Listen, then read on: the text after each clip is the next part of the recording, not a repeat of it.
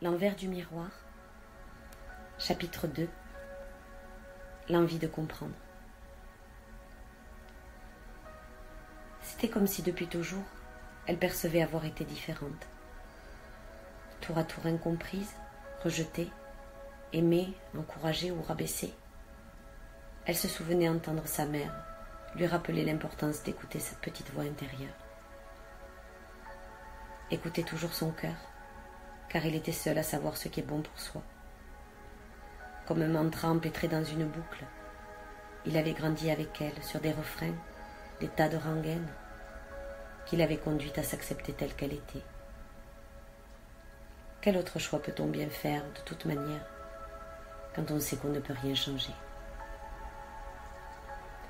Comme un animal, elle devrait désormais s'adapter à son milieu, ne connaissant ni les codes ni les limites de ce nouvel environnement qui lui paraissait soudain bien plus grand. C'est l'une des caractéristiques principales de la douleur. Elle ne fait jamais mal pour rien. Elle continue de faire souffrir tant qu'on ne veut pas écouter ce qu'elle a à dire. Pleurer des siècles ou pleurer des miettes, elle avait vite décidé ce qu'elle voudrait pour elle. Succomber au malheur, non merci. Il suffisait de regarder autour de soi pour constater que le pire n'avait pas été vécu. Que pouvait-on d'ailleurs qualifier de pire en parlant de soi? N'était-ce pas là un gâteau, donné à l'ego que de se croire le plus à plaindre? Elle le croyait si fort. Rendre hommage à un être cher disparu n'était pas le pleurer, bien au contraire, pensait-elle. Comment pouvons-nous encore nous lamenter alors que nous avons la chance d'être là? Comment pouvons-nous rester attachés par des chaînes, sachant qu'un autre aurait tout donné pour demeurer ici-bas? Elle n'avait pas de réponse, parce qu'elle n'avait pas choisi cette voie. Elle avait décidé de regarder ces petits riens qui font les belles choses, de vivre pour deux fois plus fort.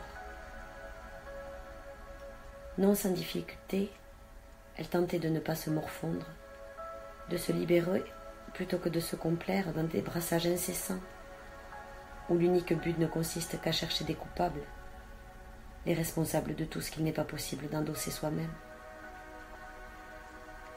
Elle resta là, à regarder le miroir.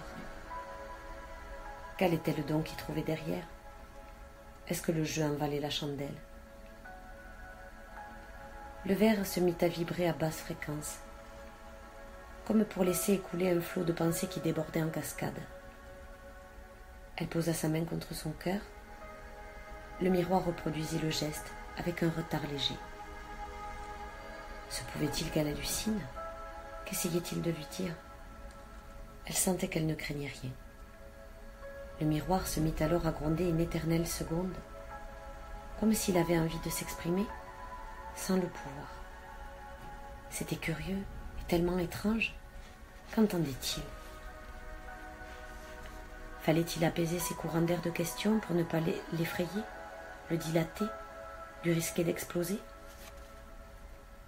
Elle eut alors un flash de ce soir quelques semaines auparavant, où elle avait discuté avec le grand ami de toujours de sa mère.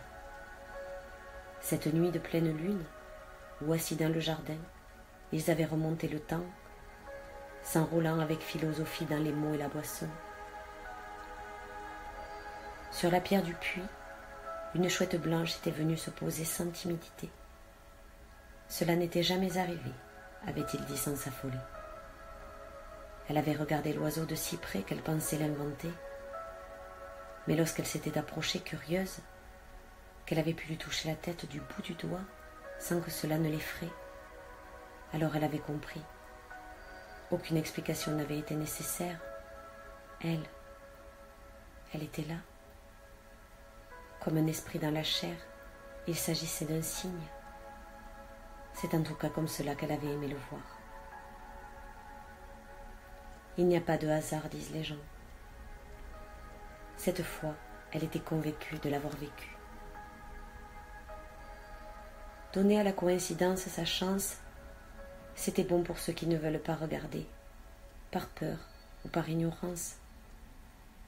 En définitive, les choses ne sont pas ce qu'elles sont. Elles avancent toujours voilées, dans l'espoir qu'on soulève les mots de leur silence. Elle était venue le voir pour tenter de mieux comprendre, écouter la sagesse de ses enseignements sur la vie. Elle était partie dans un brouillard plus épais encore. Il avait dit tout ce qu'elle devait entendre. Désormais les échos devaient être laissés au repos de la pensée. L'eau vive est bien trop pressée, avait-il dit.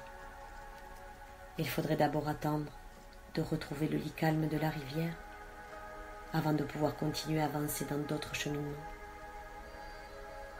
Une boulimie de savoir trop grande et sa joie de vivre en granité avaient eu raison de son énergie autant que de ses projections.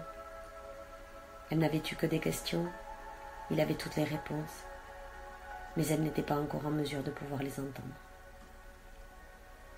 Comme il était difficile de traduire les messages codés et la double lecture du monde. Après un week-end riche en émotions, ils s'étaient quittés comme on s'embrasse, sans se soucier de savoir s'ils se reverraient bientôt. On n'insulte pas l'évidence. À son retour chez elle, tout avait été trop chamboulé pour qu'elle ne puisse se concentrer sur le marasme des informations éparpillées qu'il lui fallait classer. Une promenade au bord de l'océan n'avait pas son pareil dans ces moments-là, pour se reconnecter au présent. Elle avait marché apaisée, respirant les embruns iodés et vivifiants sur la grande plage. Elle s'était assise pour contempler l'horizon et sur le sable humide, elle avait ressenti l'appel des vagues comme un grand frisson. Les conseils de la nuit avaient porté ses vœux sous la voûte des cieux. À son réveil, elle s'était sentie comme régénérée. Elle ne comptait plus le temps qui s'était écoulé depuis la dernière fois où elle avait éprouvé un tel sentiment de plénitude. Le cadenas de l'inspiration, dont l'encre prend sa source dans le sang, venait tout juste de s'ouvrir. Après toutes ces années, elle avait envie d'écrire. Bientôt, elle franchirait le pas à nouveau. Lorsqu'elle quitta le film de ce souvenir, elle s'observait toujours dans le miroir, réalisant soudain qu'elle avait eu besoin que sa différence, cette différence, soit comprise, acceptée par quelqu'un et reconnue sans jugement. Le soutien des autres est une force qui fait pousser des ailes, et c'est la confiance en soi qui permet d'oser les ouvrir. Si souvent elle te semble trop encombrante, trop grande à déployer sur le sol, c'est parce que leur place est dans le ciel, lui disait sa mère. Elle savait maintenant que se lier à un tout, c'était justement ne pas chercher à tout expliquer de rationalité. Vivre en vrai était plus troublant que de fouiller la vie sans apprendre, se perdre sur ses chemins sans la regarder.